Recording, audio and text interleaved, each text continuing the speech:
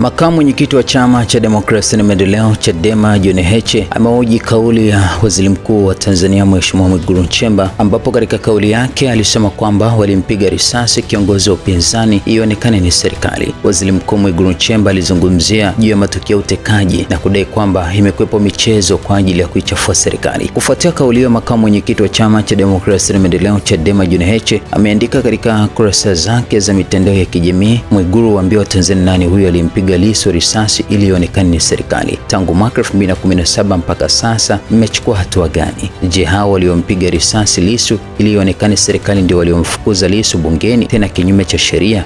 Je, hao watu ndio walimnyima Lissu pesa ya matibabu ambayo alitakiwa kupewa kisheria mpaka leo? Je, hao ndio walimnyima Lissu kinua mgongo chake? Je, hao watu ndio waliondoa polisi wanaolinda nyumba za serikali na kuacha geti wazi ili wafanye mashambulizi? Je, hao watu ndio wamemkamata Lissu na kumpa kesi ya uongo ya uhaini?